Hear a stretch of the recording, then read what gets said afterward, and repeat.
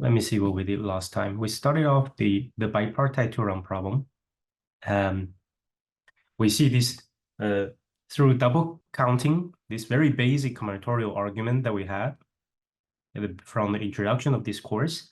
Using this double counting on cherries, we can derive an upper bound of big O of n to the 3/2, upper bound for the extremal number of C4.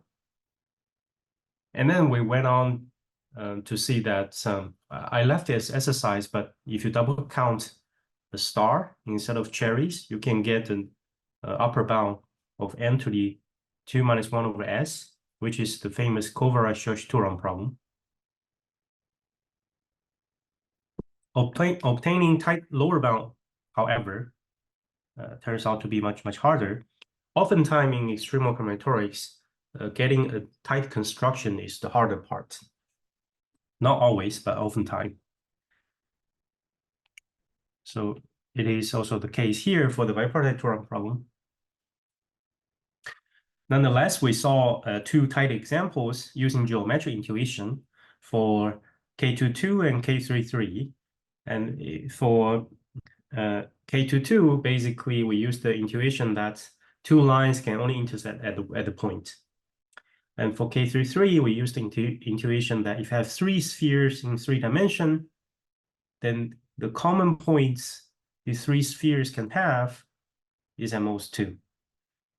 So thinking of spheres as vertices one side and the intersection point as vertices on the other side, you cannot have K33. That's basically what it's saying.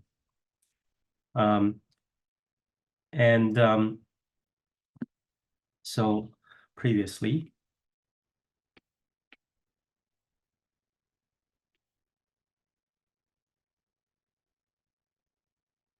we see this C4, extremal number for C4, and also the KST. This is the Kovarev-Church two-round KST theorem. We saw some constructions and bounded Shumanovich, which is the C2L extremal number through this breadth-first search algorithm. Gave a sketch of the proof. So today we're going to start with a very useful lemma when dealing with bipartite two-round problem, so-called regularization.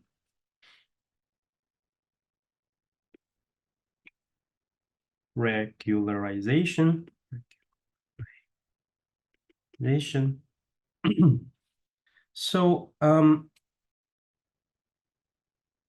basically what it's saying is that this is a lemma.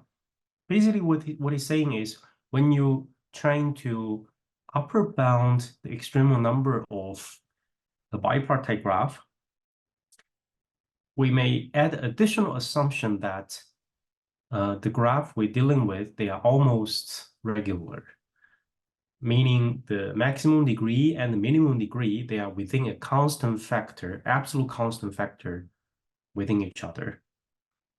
This is a lemma initially discovered by Erdős and Shumanovich.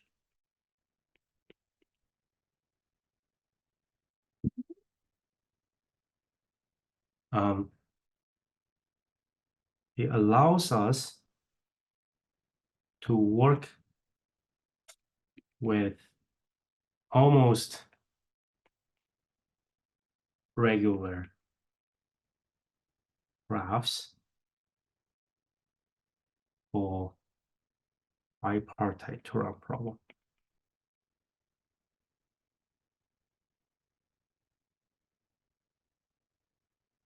Okay, here a definition is we say a graph. Yes, the definition.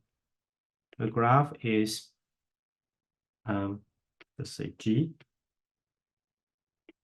is K almost regular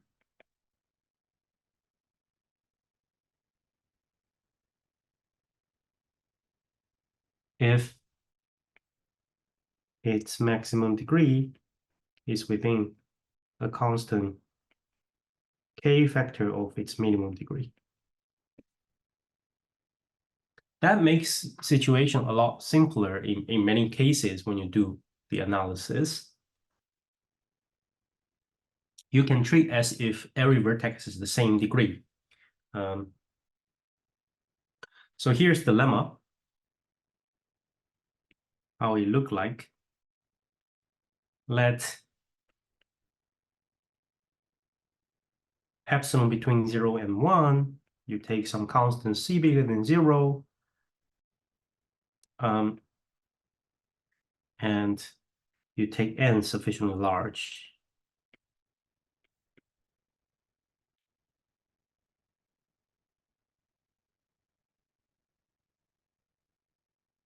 Okay, so let G be, now let's take an arbitrary graph G with n vertices, be an n vertex graph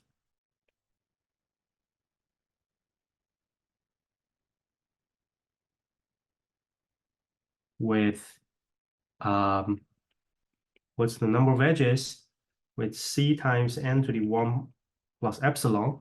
So its average degree, n vertex graph, so its average degree is roughly n to the epsilon, n vertices. No matter what the enemy is giving us, which is this graph G, we can always return to them a subgraph. Then there exists a subgraph G prime that's almost regular with relative degree as dense as before.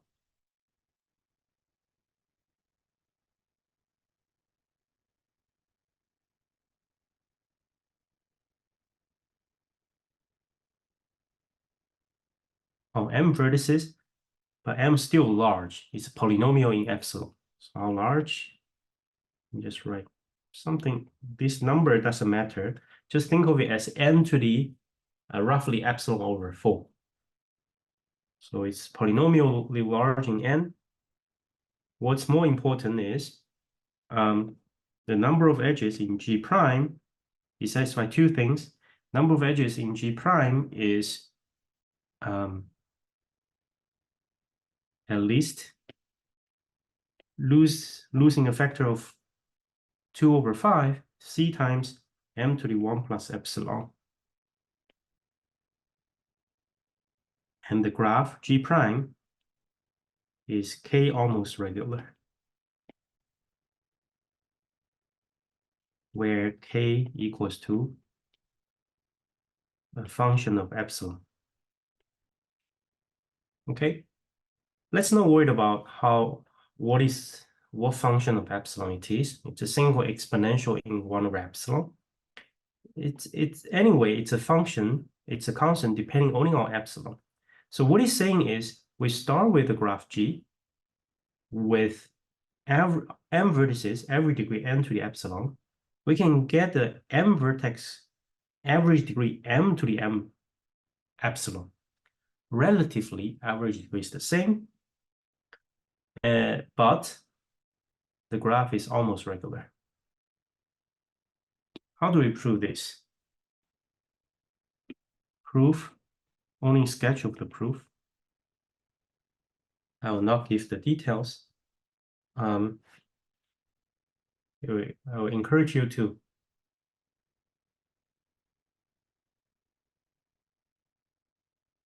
as an exercise to figure out all the details. Okay.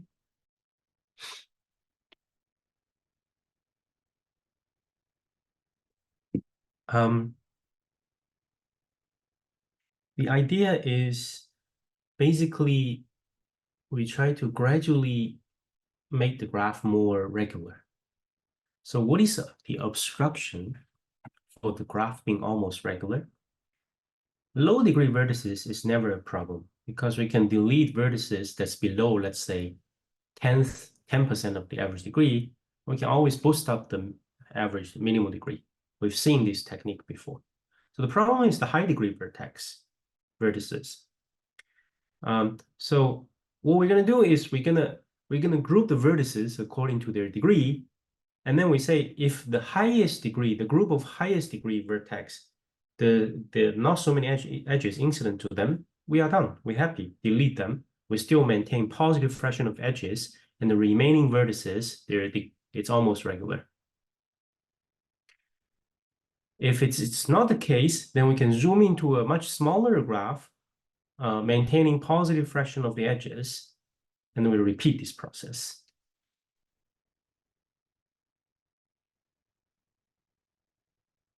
Okay, so let's have a number t. Yes, let's let t to be this number k over 20, which is this number. Okay, and we're gonna partition the vertices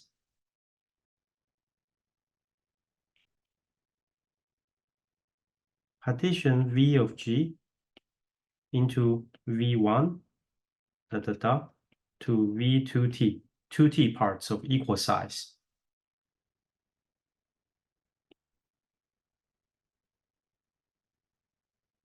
Each part has the same number of vertices, n over 2t. Here's a picture.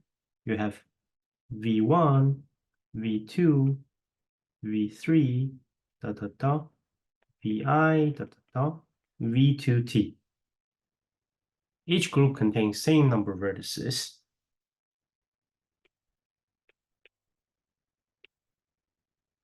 Okay. Where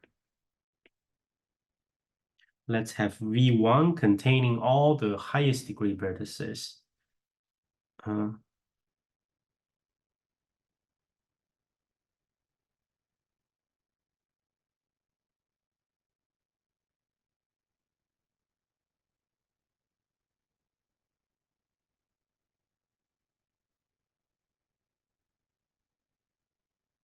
So let's distinguish two cases.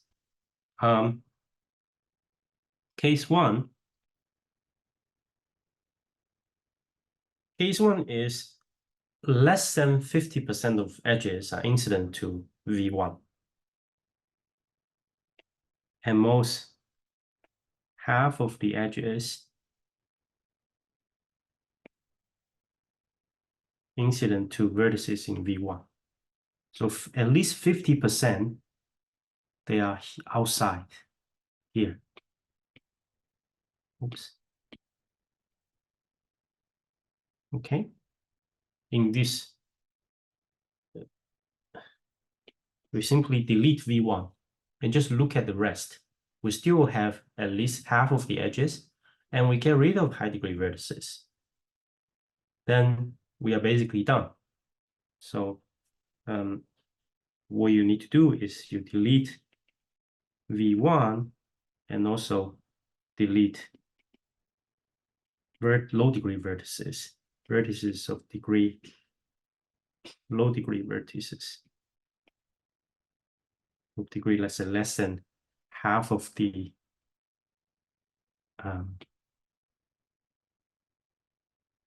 n to the 1/10 of the average degree. Okay. Delete all repeatedly.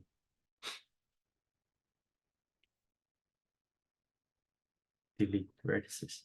And at the end, we will obtain our desired graph. We are happy. So case one is the nice case. Case two is, well, unfortunately, 99% of the edges are incident to v1. So v1 is very heavy. The rest of the graph, there are only 10% of edges inside. What are we going to do then? Well, let's draw this picture again. We have v1, v2, v3, vi, v2t. Okay. So most of the edges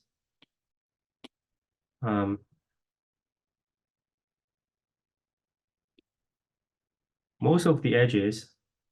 incident to v1.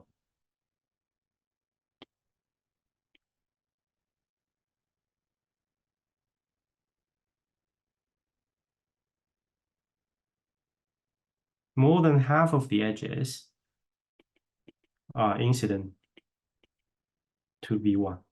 In this case, by pigeonhole, there are only two T parts. And we can find one part, let's say Vi, such that between V1 and Vi, the number of edges is at least the average of the edges between V1 to everything. Then pigeonhole, averaging, there exists Vi such that the number of edges in G between V1 and Vi is at least 1 over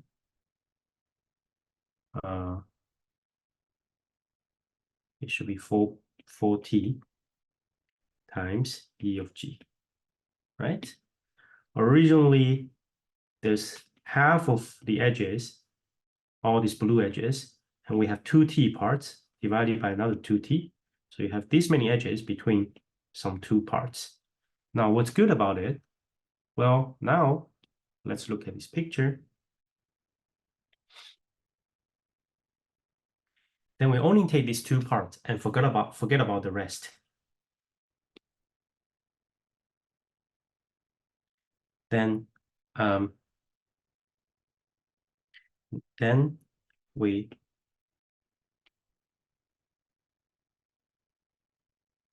work in the induced graph V1 union Vi and iterate, repeat.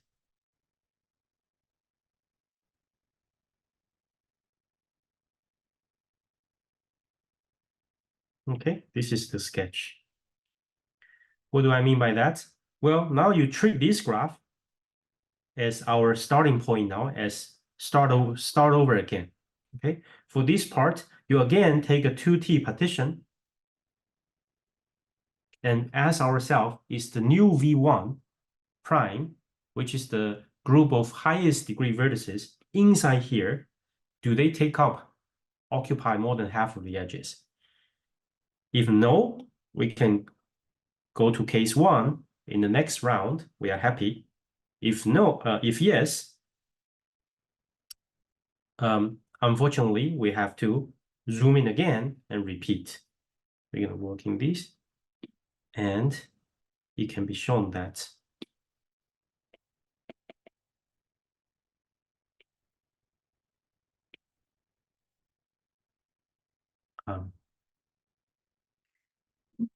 and repeat case 1 and 2. So whenever you hit case 1, you are done. If you hit case 2, continue case 2. And eventually the process, it can be shown that this process must terminate.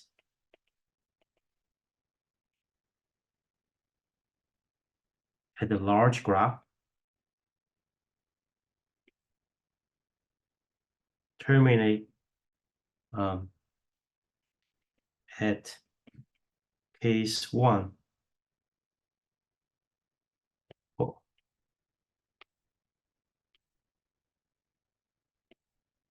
for a large subgraph. Okay.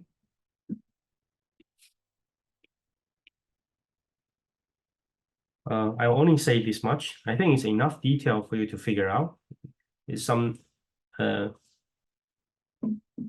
calculation, not so illuminating. Let me skip it. Once again, this lemma is saying that when we're working with proving upper bounds on bipartite two-round problem, we may assume the host graph is almost regular.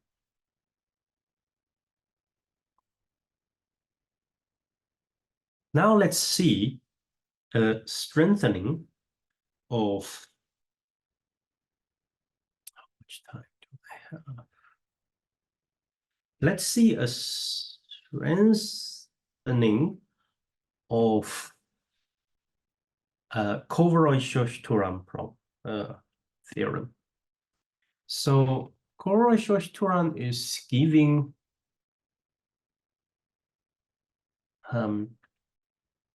if you recall, in Kohlrausch-Strauss, we say that if you have two numbers r less than t, then the extremal number of KRT is big O of n to the 2 minus 1 over r. Okay? So how do we strengthen this? We're going to obtain the same upper bound for a wider range of bipartite graphs than KRT. This is the theorem of, this is called bipartite graphs.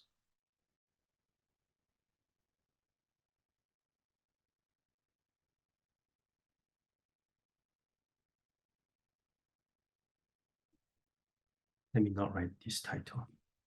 So here's the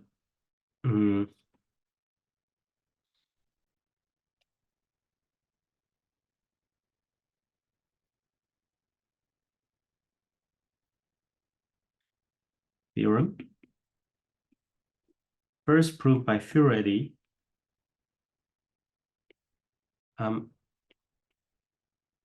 Later, there's a simplified proof by Krivolovich, along Krivolovich and Sudokov.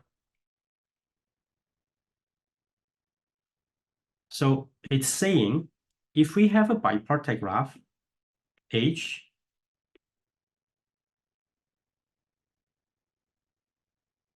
with bipartition, A union B,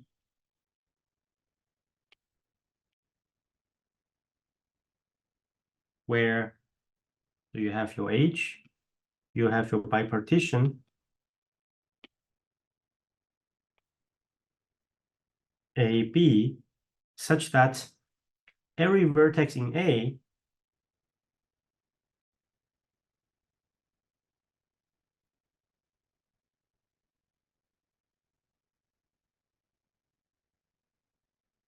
has not so high degree to B, where each vertex in A has degree n most r in B.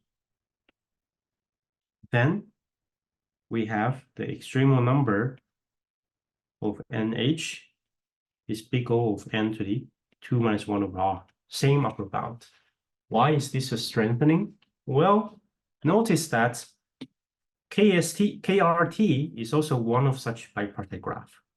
You just have R.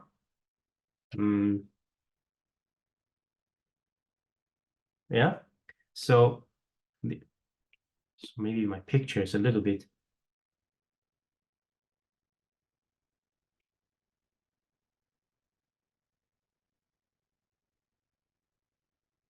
Okay. So KRT, you think of this is R, this is T, with all edges in between. Then in KRT, every vertex on the A side, on the T side, has degree at most R on the other side, trivially. So this theorem implies KST, but such graph obviously contain more bipartite graphs than just KRT.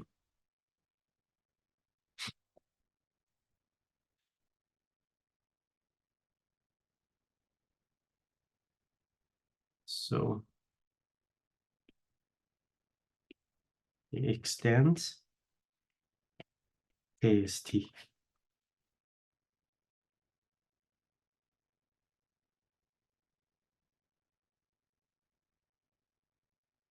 How do we prove this? Well, the short proof that's given by Alon, Krivolovich, and Sudokov is by this very nice probabilistic argument method called dependent random choice. But now we will not talk about this. Later on, we would give more systematic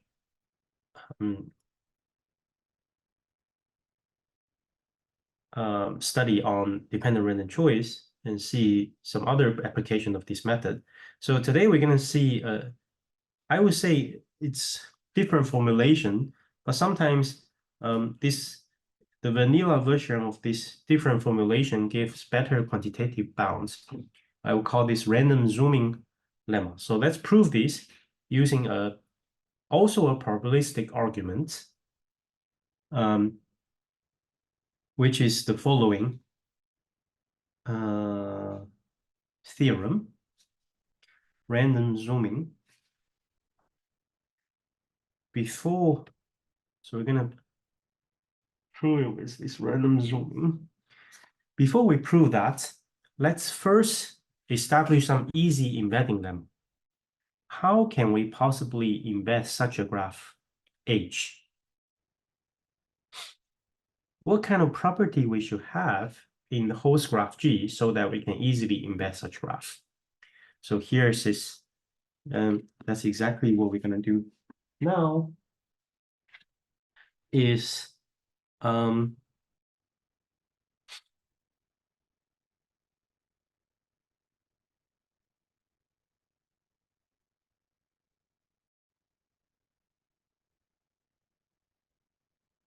do I write it? Let me see.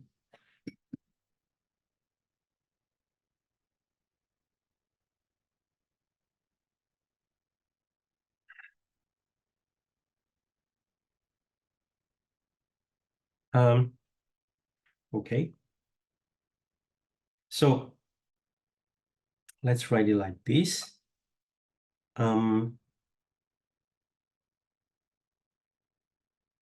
Proposition. Okay. This is a very simple embedding lemma, which gives a sufficient condition for embedding H. So if we have a bipartite graph,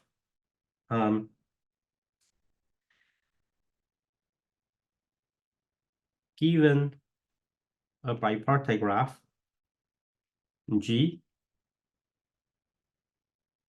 with bipartition, let's say U union W. So this is U, this is W.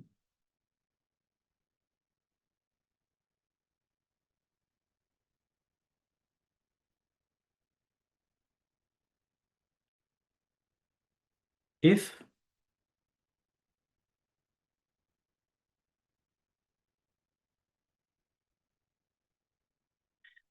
okay, I know how to do it in a simpler way. Not simpler way, cleaner way.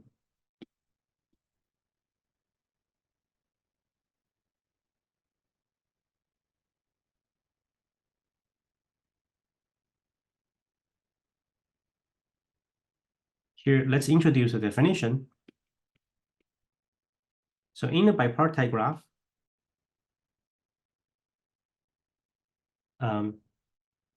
with bipartition U union W, so you have U, you have W, and you have edges in between. Okay. A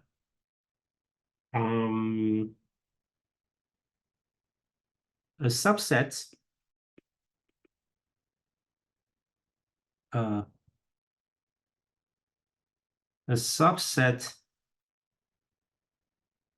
R in W on one side, all the other side doesn't matter, or R in U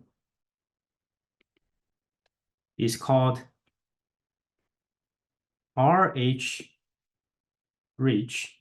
So here's a picture. You have a subset R that's sitting completely on one side, either on W, in W, or in U.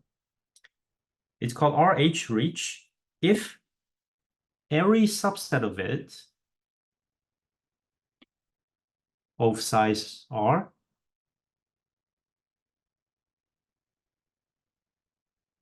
has large common neighbor, but has a codegree at least H. At least H vertices completely join to these R subsets. If for every R set R prime in R, the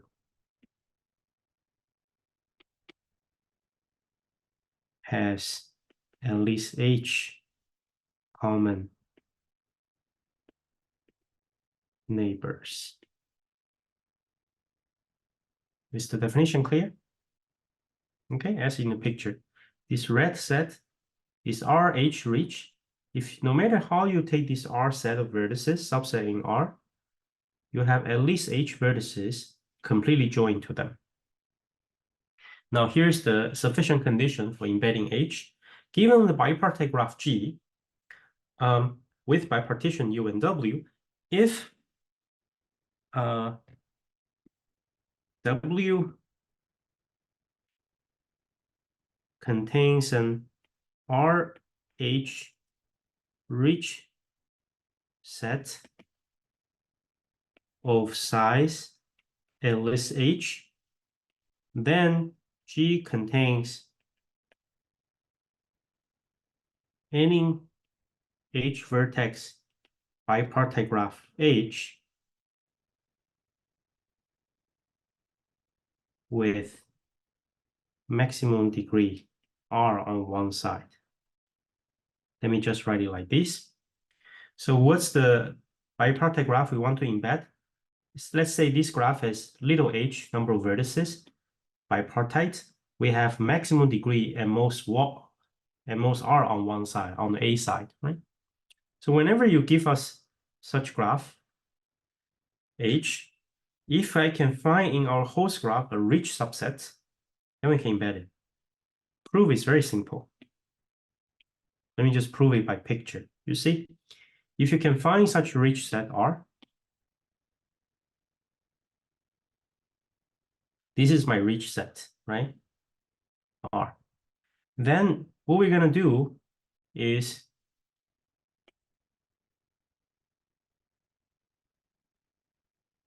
embed B to R.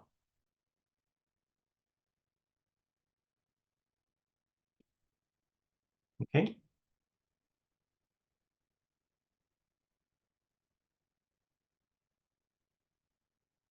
Oops.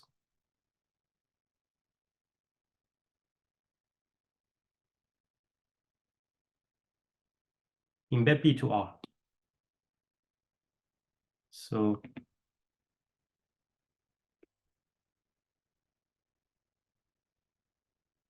this is the rich set. Now what you're going to do is for every vertex little a in A,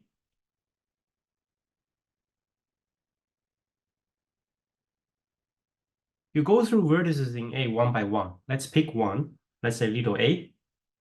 It has some neighbors, right? This set of neighborhoods, which has at most R vertices. So you look at its image under this map that you map B to R to. This is a R subset in this rich set, which by definition has at least H common neighbors, which is larger than all vertices we need in H. So that means there must be a vertex that's never been used before. So then you can pick such vertex as A. You can use it for A. Well, technically this is not A, it's the image of A, right? So let's say this map is phi, then map A to an unused vertex in what? The neighborhood in G of this guy. What is this guy? The image of this guy. So it's image under phi. What's the guy down there? It's a neighborhood in H of little a, right? So you can do this for all vertices, a simple lemma. So to prove this theorem of FAKS theorem, it's enough to show that we can find in our graph a rich subset, an RH rich subset of vertices. Now, let's do another proposition.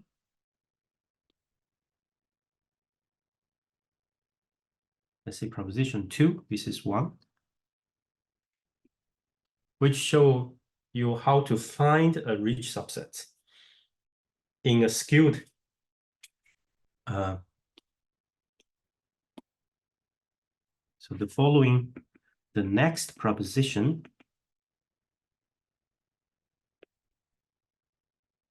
finds a rich subset in an asymmetric bipartite graph with a large degree.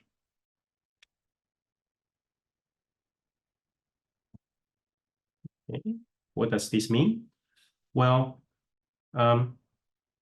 again, we have this our graph H. Let H be this graph. Well, you have this A union B bipartite on bipartition A union B, and the vertices, let's say H vertices and vertices in A has degree at most R, as in this picture. Now, let's have a skewed bipartite graph, G.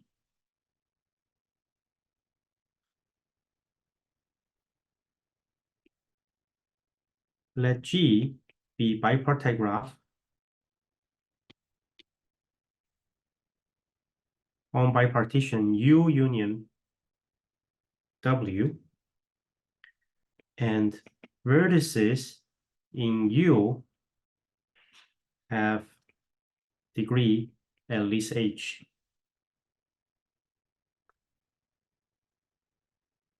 This is the first condition. Second condition is asymmetric. So we have two conditions, asymmetric and has large degree. So here's the large degree. Asymmetric is U is much bigger. How asymmetric is bigger than H times W choose H, R. Okay, then we can find, then W contains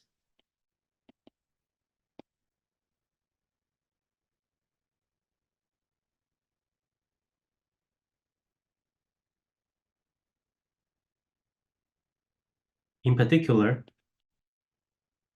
by the previous proposition, if you contain the RH rich subset of size H. Okay. In particular, the previous proposition, you see, if you have a rich subset of size H, you contain this capital H.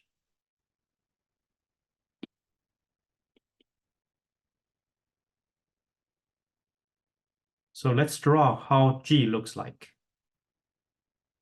Here's G, you have U, you have W, and U is much bigger than W. And from the larger side, you have large degree.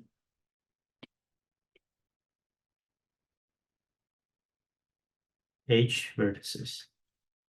Whenever you have this skewed asymmetric bipartite graph with large degree from the larger side, then we can find a rich subset of vertices in the smaller side. How do we do that?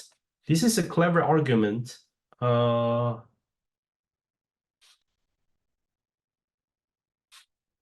Dating back to some work in finding subdivisions, I believe, but it might appear much earlier.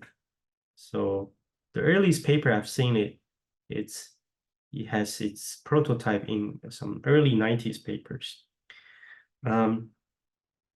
So how do we prove this proposition?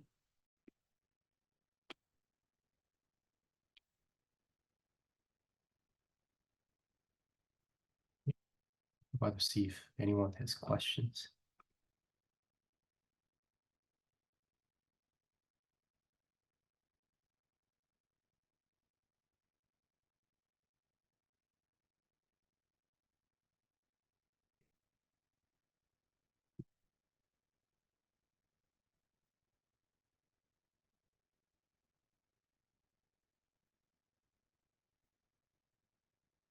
This is a very, very clever argument. So how do we do it? The idea is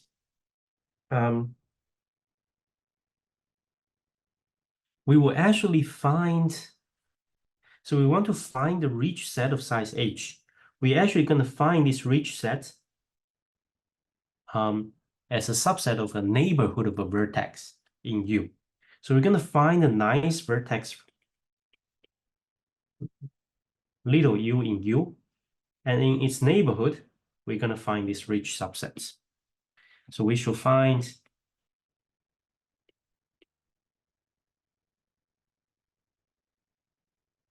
such rich sets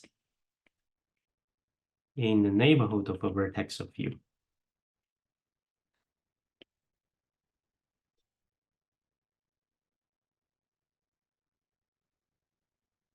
Okay. Let's remember these two conditions. Everything in U has size degree at least h, so its neighborhood is large enough to find a rich set of size h, and larger size much, much larger than the smaller size. Here's the clever argument. We're gonna start assigning vertices to R subsets in W. For every R subset in W, we assign some vertices to it. And we never assign a vertex to two different R sets. We don't do that. Okay. So one easy way to think of this assigning is think of vertices in U as colors, different colors. So we have U different colors. We assign these vertices or assign colors to R subsets such that no color is assigned to two different R sets. Here's the coloring. Take a maximal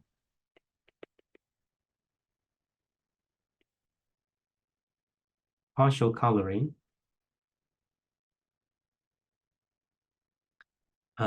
phi, which is this coloring. Well,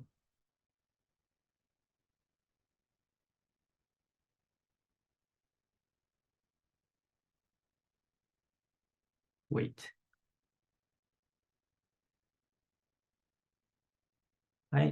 Should I write?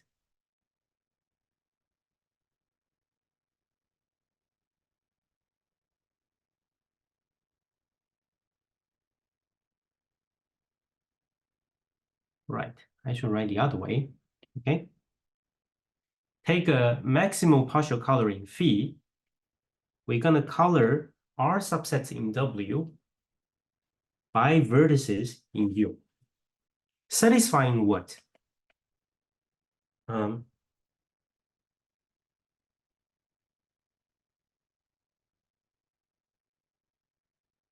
Okay. I know why I need to write the other way around, because I want to use this maximality, and meaning that I want to color as many vertices in U as we can. So I actually want to do it this way.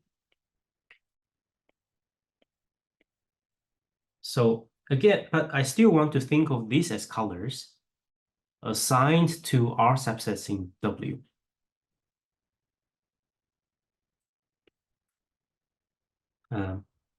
Think of vertices in U as color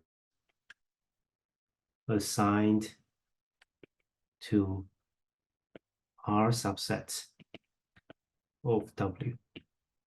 Okay. Satisfying what's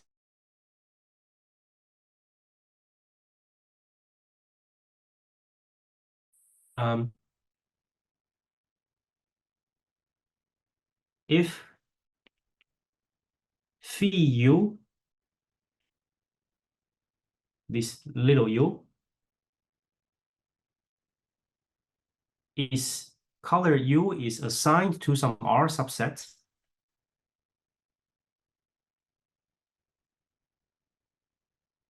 then R must be in the neighborhood of u. So we can only assign u, this is what I'm saying. This is capital R. You can only assign it a color to a subset that's to a subset of its neighbors. Second, each color class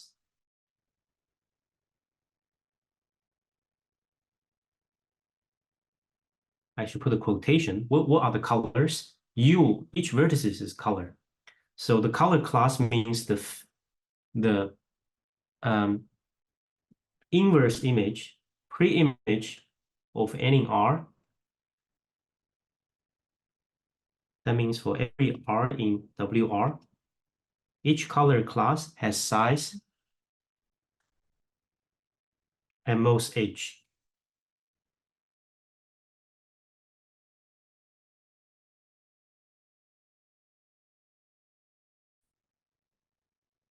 That's the color class.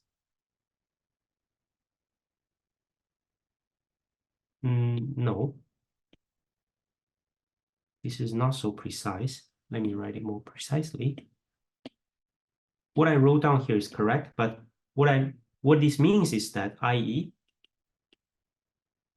we do not assign more than H colors. Remember, colors are the vertices in U to any R set R.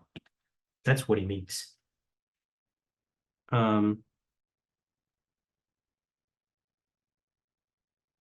Okay.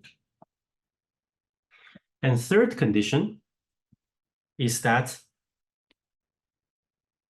if U as a color is assigned to some R, it's never assigned to a different one. Okay. This is probably trivial because we take an injective, right?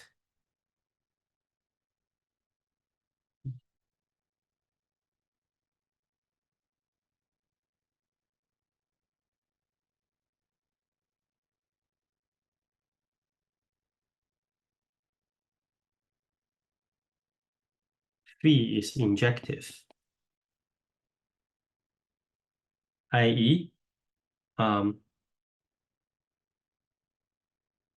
phi u has size 1 and most 1 for any u in U. Okay? No color is assigned to more than one R subsets. I write at most because some vertices might not be assigned to anything. By maximal, I mean assign as many vertices here to R subsets on the right-hand side as we can. Under all this condition, okay, let's make an observation. The first observation is we must have this map must be a partial map. It's indeed a partial map, meaning there is some vertex that's not assigned to anything. It does not, it is not mapped to anything by phi. So the first observation is as U is bigger than H times W choose R, that's our asymmetric condition. U is much bigger than W. Remember, each R set here, capital R, receive at most H colors, receive at most H vertices get assigned to this R. So every R sets receive H vertices, but U is more than the total number of vertices we can assign things to. That means there must be a vertex that's not assigned to any subset. Is this the vertex? Let's call it B in U.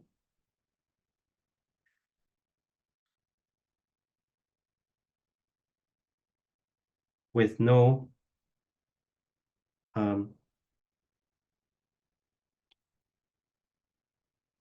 which is not assigned to any R sets in W. Okay, so let's draw this picture. What does it mean? It's not assigned. This is U. This is W.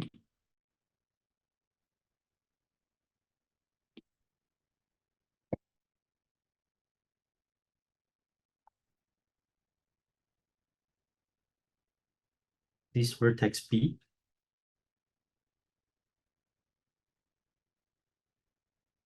In its neighborhood, let's just take H vertices. We know that B has degree at least H to the other side. That's our large degree condition from the larger side. Take H of its vertices. We claim an H set in the neighborhood of B is RH rich. Then we are done. Okay. Proof of this claim. This is because, why? Well, what do we need to prove? It's RH rich. We need to show for any R sets T, let's say T in, let's give this guy a name, call it capital B.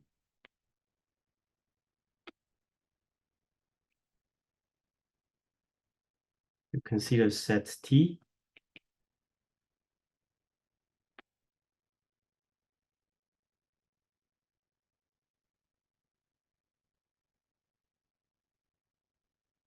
Let's call this set B, okay? Any set T, R set in B, needs to have at least H common neighbors.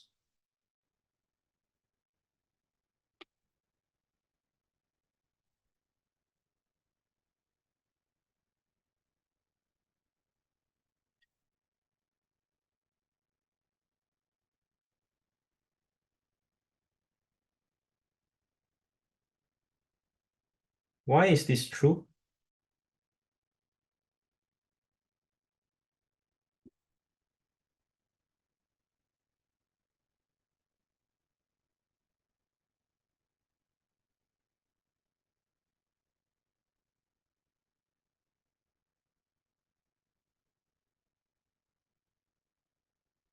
Because let's look at this R subset T.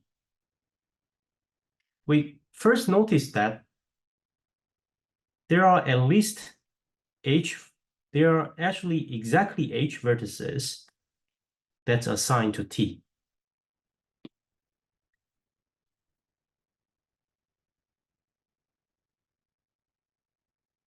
In other words, the pre-image of H is of size T. We have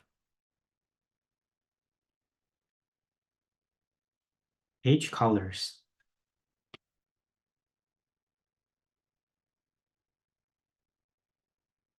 Assigned to T.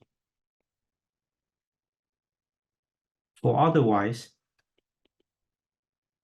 if this is not the case, if its pre-image under phi is less than H, what happens? We can assign B to T to increase the pre-image size. Okay, let's look at this again. B is never assigned to anything before. Okay, and assigning this B is never assigned to anything. Assigning to T maintains the injectivity. And we still satisfy this, that every pre-image has size at most H. But the contradiction, and again, this B is in the common neighborhood. T is in the common neighborhood of B. But we contradict them to the maximality of phi. We can assign more vertices in U to R subsets, satisfying all this set of rules, contradicting to maximality of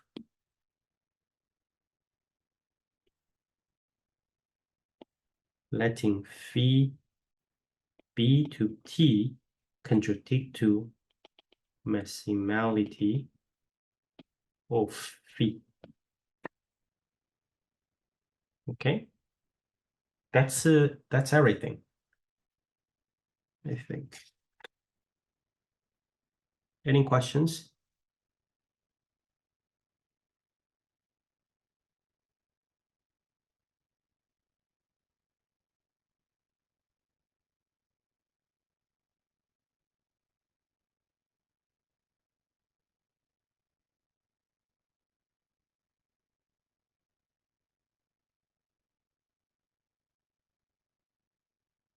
Oh, and realize that having at least H common neighbors is the same as having at least H colors assigned to T, because each color is their common neighbor.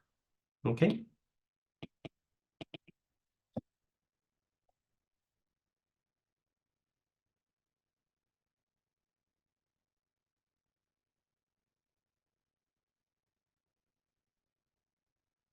So, very good. So let's recap what we have done. We say that to embed this kind of bipartite graph with bounded degree from one side, it's enough to find a rich set of vertices. Simple embedding.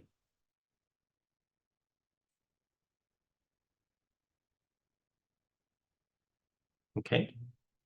Then we say that, so embedding H is reduced to find, is amount to finding a rich set of vertices.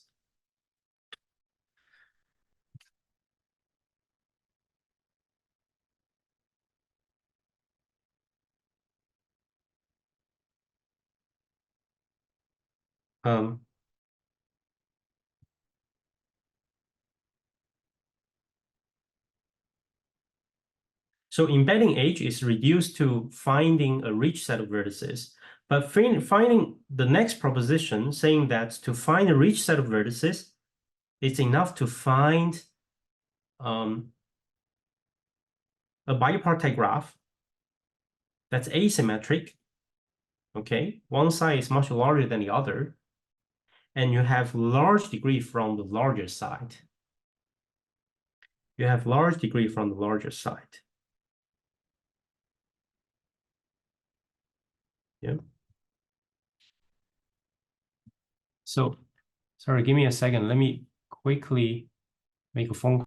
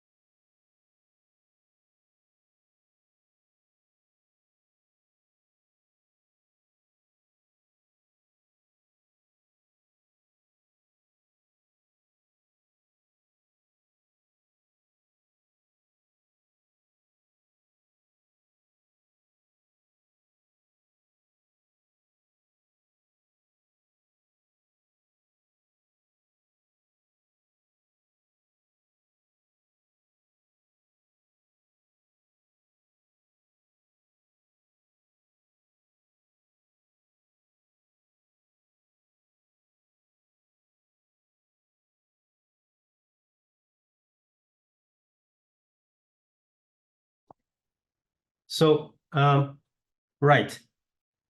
Let's come back. We have suffices to find the rich subset. Sorry, a skewed one. So there's a question in the chat saying, what is maximal partial coloring?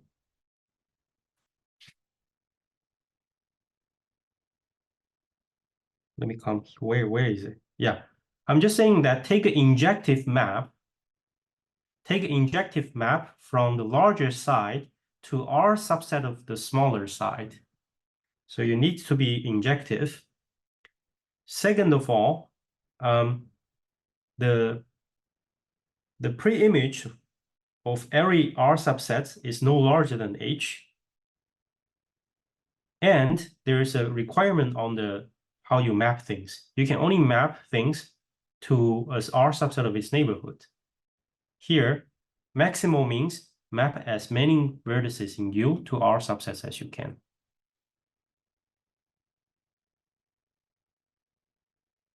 So I think the proof is clear. So if it's not clear, then you can check it after class. Now we are in a position to prove this random zooming lemma, which will be used to prove this extension of Korwa-Shoshan-Turan. It says the following: random zooming,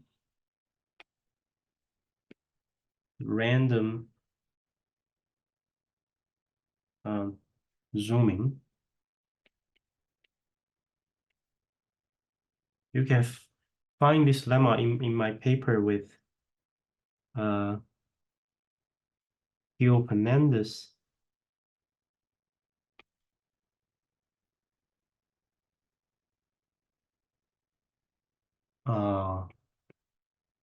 Joseph Hyde, me, Paula Baker-Cole,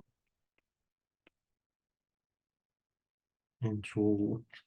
So it says the following: let D take some number that's bigger than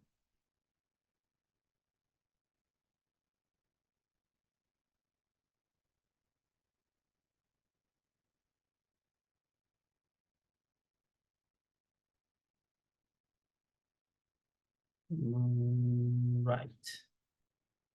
I think.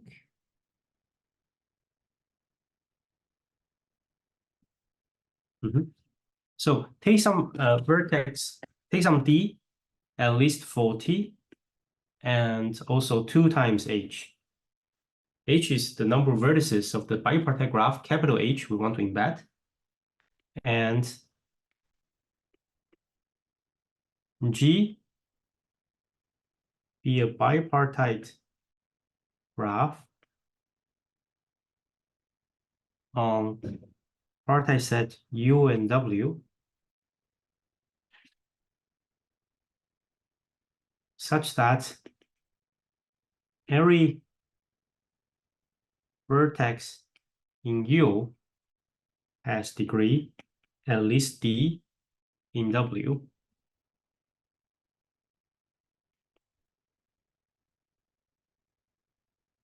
So how does it look like? You have U, you have W. Everything in U has degree at least D in W. If we have this inequality, let's say heart, 1 over 2W times U over 4 times H, 1 over R, D over 2, bigger than max of 20 and H. If we have this inequality, then G contains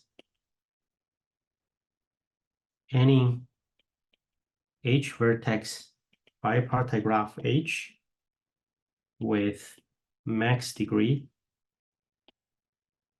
R on 1 part.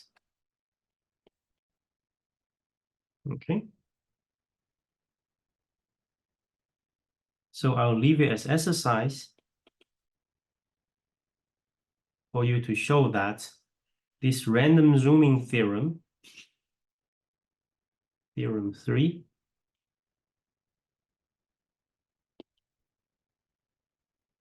implies this Freddy along privilege Pseudokopf theorem, that any such bipartite graph with maximum degree R on one side has extremal number n to the 2 minus 1 over R.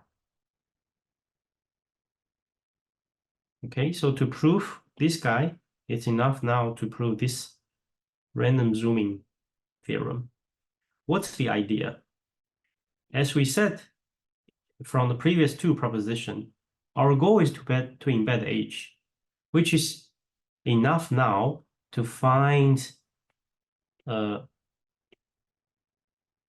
it's now enough to find an asymmetric bipartite subgraph in our graph G, such that U prime is much larger than W prime.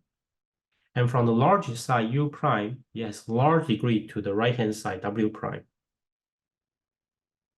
Okay.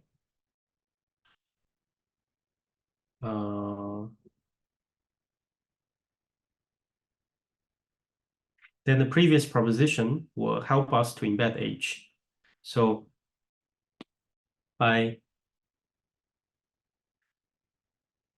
here, let me write down the idea.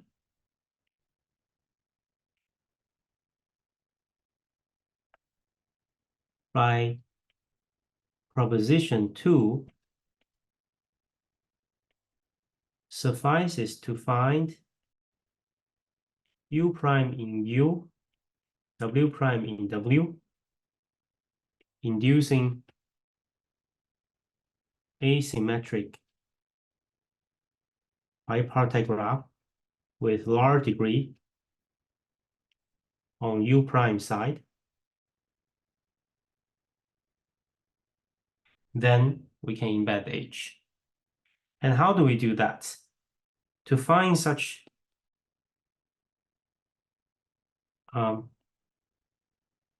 U prime and W prime, we take a random subset. We randomly zoom into, we randomly zoom into a subset, W prime of W. And that's the idea. You take a random subset, W prime, and you find all those that has large degree to W prime. Then we are done. Okay.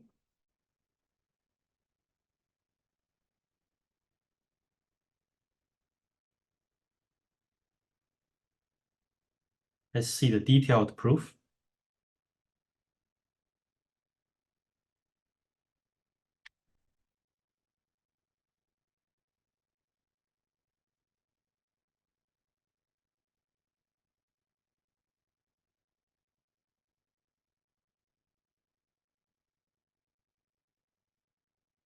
Let's choose our probability P. So we can choose a subset W prime from the right-hand side. Okay.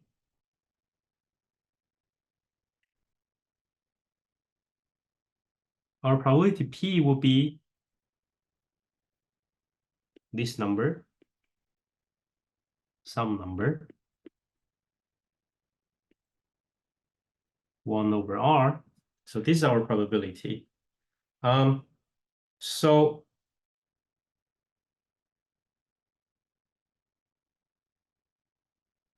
there's a small trick thing here, is that if U is too large, then you just shrink it to a certain size. So if U is too large,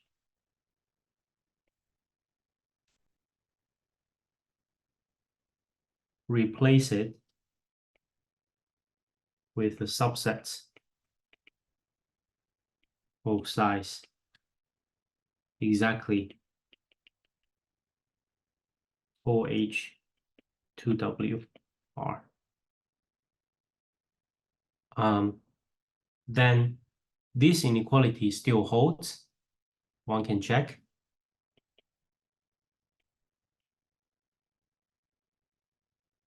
What's more importantly, under this condition that U is at most this is less than 1. It can be used as a probability now to sample vertices in W.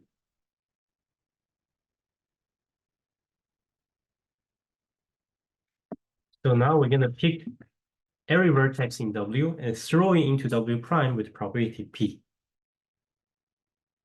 Let W prime be a P random subset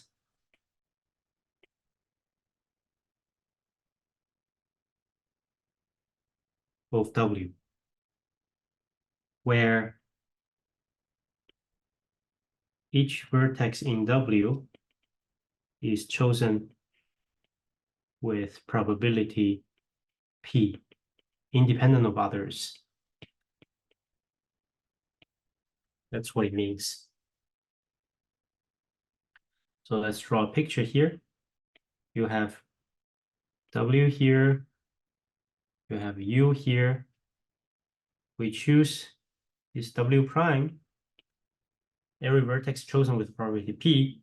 Now we need to find U prime, which is the set of large degree vertices to W prime. So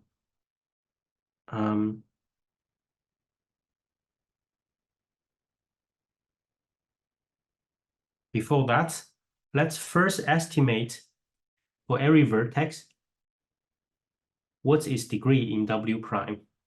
Okay, so let's estimate fix for U in capital U. Let's define a random variable xu to be its degree in G of U in W prime.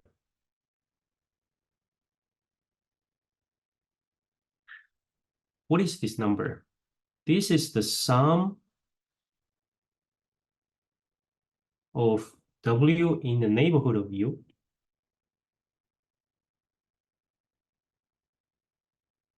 you have some vertex U, right? You have some neighbors. What you cared about is this shaded part. You want to look at how many neighbors W that lies in W prime. The indicator function of the event that little w falls into this random set W prime. So this is a random variable, which is the sum of independent random Bernoulli random variable with probability P. So this is sum of independent Bernoulli random variable. So the expectation of xu is P times du. You have du neighbors. Each neighbor has probability P, which is at least P times D, because every vertex from the U side has at least degree D. That's the hypothesis. Now, using the fact that using this Chernoff bound, in particular, lower tail Chernoff. If you don't know what it is, think of it as a black box. So what is the black box? The black box of this Chernoff is saying that when your expectation is at least this much for a sum of independent Bernoulli random variable, then the probability that it's less the actual random variable is less than half of the expectation is very low.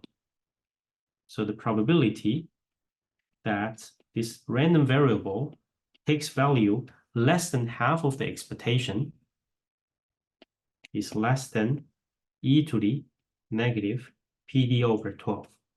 But once again, if you're not familiar with Chernoff, think of it as a black box. Take it for granted. This is less than 1 over 4 by calculation. Okay. This is true for every vertex U. So with low probability, every vertex will have low degree in W prime. The intuition is that most of the vertices will have degree around its expectation PD. This is what we want to prove. We're going to now define this vertex U prime, set U prime, to be the set of vertices in U where its random degree to W prime is at least half of the expectation. Okay. So we are left to prove, here's the claim. What do we need to prove? We need to prove that probability that W prime is bigger than 2PW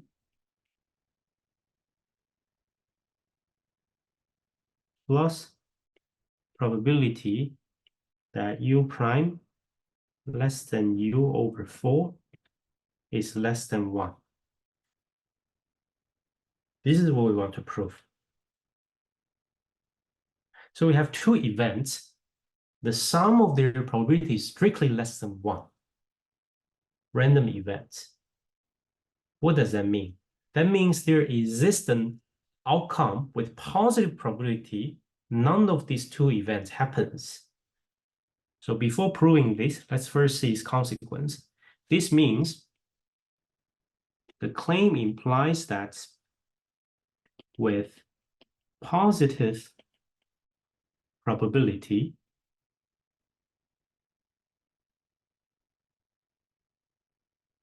none of these two events happen. Meaning, that is, we have both the W prime is less than at most 2PW, and U prime is at least U over 4, the other way around.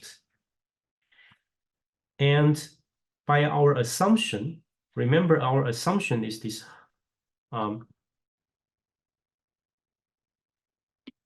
Hart inequality, and our definition on P, together with these two outcome of the event, will imply the skewness of U prime and W prime.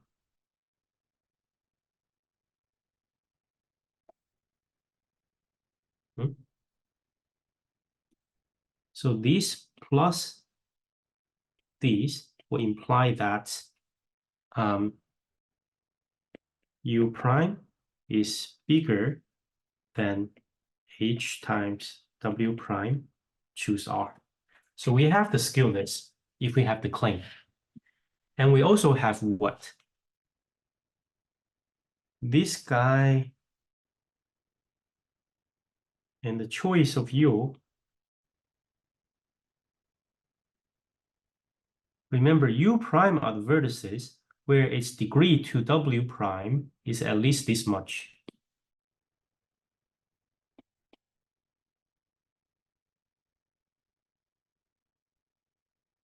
Is at least PD over 2, which by our definition of P, if you calculate it, is at least H.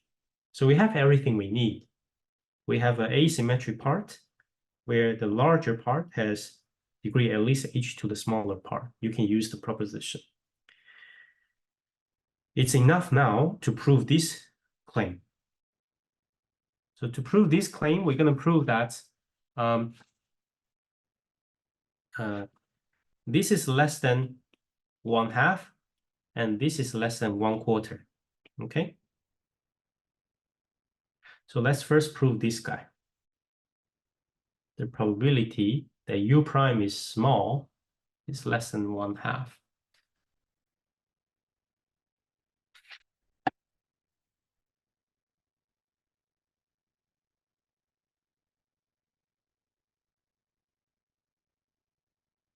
So first, we're going to prove that the probability U prime less than U over 4, let's call it Q. We're going to prove that this guy is less than 1/2. Okay, suppose Q is bigger than 1/2. We're going to derive a contradiction. So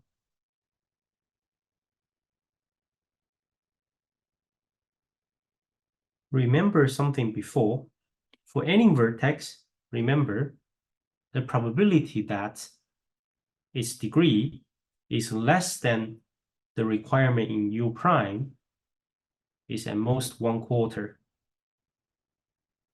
Okay, recall this.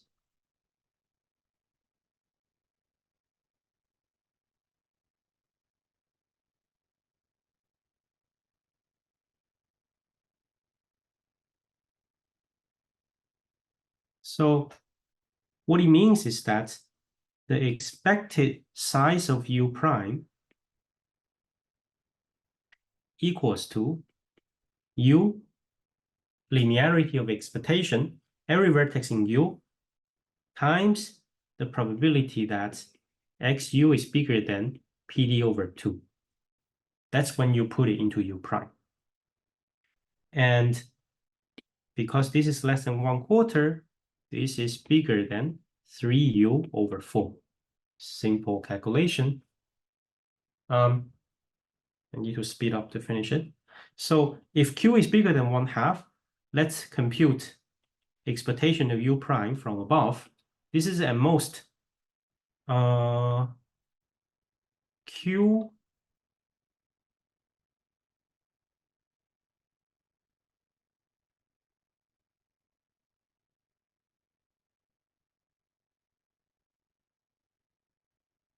so how do we bound it from above? U prime expectation. We have probability Q that U prime is at most U over 4, right? And with probability 1 minus Q, U prime is at least U over 4. But the largest that U prime can get is U. If you sum it up, this is less than, do the calculation, less than 5 over 8, if Q is bigger than 1/2. This contradicts to this. Okay, contradiction. So that proves the first part, that the probability that U prime is less than U over 4. We need to prove the other one, that the probability, what's the other one? This one. This one is less than 1/4. That's what we want to prove.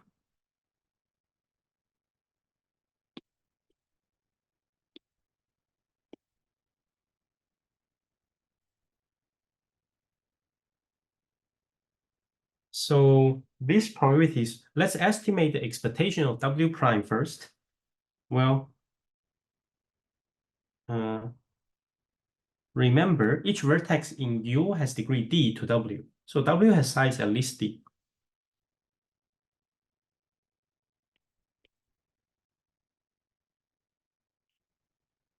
Expectation of W prime is each vertex in W has probability P to be chosen to be in W prime. That's its expectation. And because W is at least D, we have a lower bound on this number. So it's not too small.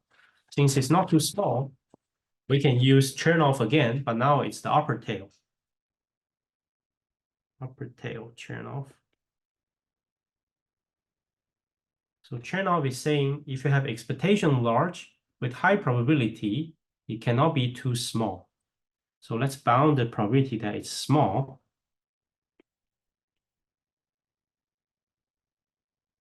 It's too large. The other way. Okay, it's more than twice. This is the expectation. More than twice the expectation is at most e to the negative pw over 3, which is less than 1/4. Okay, that finishes the proof. Any question? The idea is simple.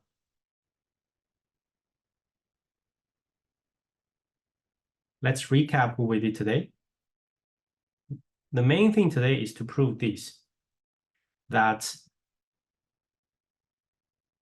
every bipartite graph with maximum degree R from one side has the same upper bound as KRT in covariance. We first see that to embed such bipartite graph with bounded maximum degree from one side, it's enough to find a rich subset of vertices. A rich subset means its R subset has large common neighbor. Then we can greedily embed H. We've shown this greedy embedding in proposition 1. Then how do we find a rich set of vertices? We show that it's enough to witnesses an asymmetric bipartite graph with large degree from the larger side. If this is the case, we can use this clever partial map argument to find a rich subset of vertices. Then to embed H, this one-sided bounded degree bipartite graph, we just need to find such asymmetric bipartite graph with large degree from the larger side, which is basically the contents of this random zooming theorem, saying that we can find such asymmetric U prime and W prime as long as we have such conditions. Okay, so if you have a bipartite graph with these conditions, then we can always randomly zoom into a subset W prime with a properly chosen probability to have our asymmetric dense bipartite graph. Any question?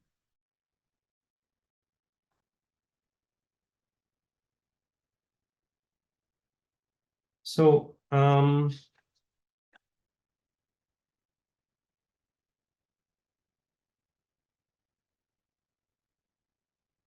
we finish this